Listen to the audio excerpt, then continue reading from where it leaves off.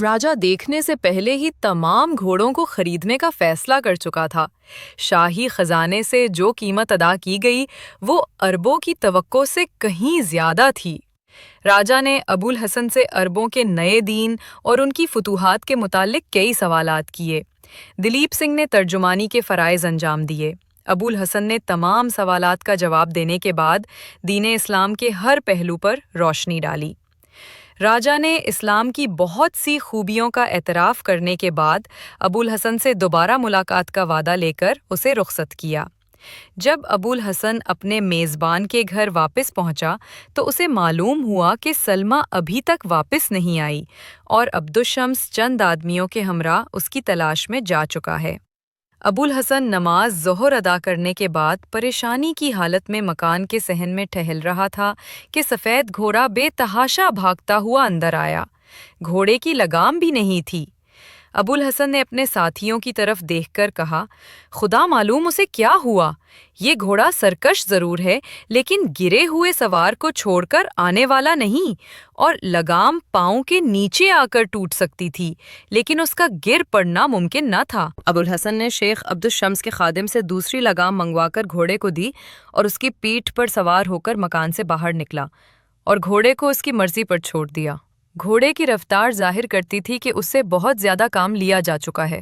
گھوڑا چند کوس گھنے جنگل میں سے گزرنے کے بعد ایک ٹیلے پر چڑھا اور ایک آبشار کے قریب پہنچ کر رک گیا۔ اس سے اوپر جانے کا کوئی راستہ نہ تھا۔ کچھ دیر ادھر ادھر دیکھنے کے بعد ابو الحسن گھوڑے سے اترا اور اسے ایک درخت کے ساتھ باندھ کر سلمیٰ کو آوازیں دینے لگا۔ دیر تک تلاش کرنے کے بعد وہ تھک کر آبشار کے قریب ایک پتھر کے کنارے پر بیٹھ گیا۔ شام ہونے کو تھی۔ ابو الحسن نے عصر کی نماز ادا کی اور پھر ایک دشوار گزار راستے سے اس مقام تک پہنچا جہاں سے پہاڑی ندی کا پانی ایک آبشار کی شکل میں نیچے گرتا تھا۔ سلمیٰ چند قدم کے فاصلے پر ندی کے کنارے ایک درخت کے نیچے لیٹی ہوئی تھی۔ ابو الحسن کی نظر اس پر اس وقت پڑی جب ایک 3-4 گز لمبا اور آدمی کی ران کے برابر موٹا اژدہا گھاس میں سے سرکتا ہوا اس کے قریب پہنچ رہا تھا۔ ابو الحسن سلمیٰ سلمیٰ کہتا ہوا بھاگا۔ سلمی نے آنکھیں جھکاتے ہوئے جواب دیا، اگر آپ برا مانتے ہیں تو میں وعدہ کرتی ہوں کہ آئندہ کبھی جھوٹ نہیں بولوں گی۔ تم میں بہت سی ایسی باتیں ہیں جنہیں میں برا سمجھتا ہوں، جنہیں ہر مسلمان برا جانے گا۔ اگر آپ چاہیں تو میں ہر عادت بدلنے کے لیے تیار ہوں۔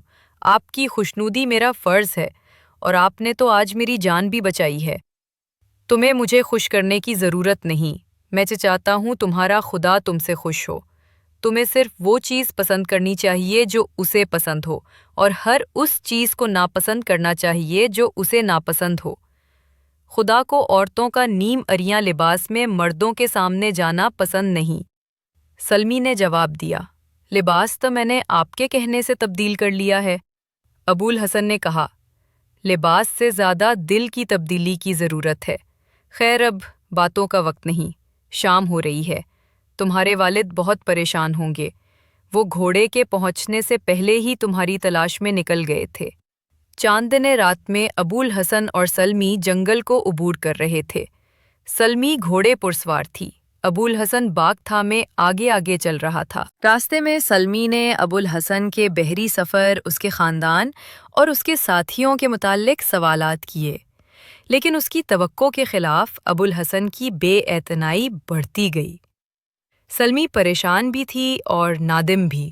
بالآخر اس نے کہا، آپ کو میری وجہ سے بہت تکلیف ہوئی، میں معافی چاہتی ہوں۔ آپ مجھے سزا دے لیں لیکن خفا نہ ہو، یہ میرا قصور تھا اور مجھے پیدل چلنا چاہیے تھا۔ میں اتنا آتی ہوں، آپ گھوڑے پر سوار ہو جائیں۔ اس دفعہ بھی اس کی توقع کے خلاف ابو الحسن نے سرد مہری سے جواب دیا، اگر مجھے اس بات کا خدشہ نہ ہوتا کہ تم ایک عورت ہوا اور کوئی درندہ تمہیں کھا جائے گا تو میں یقیناً اس وقت تمہارے ساتھ چلنا گوارا نہ کرتا۔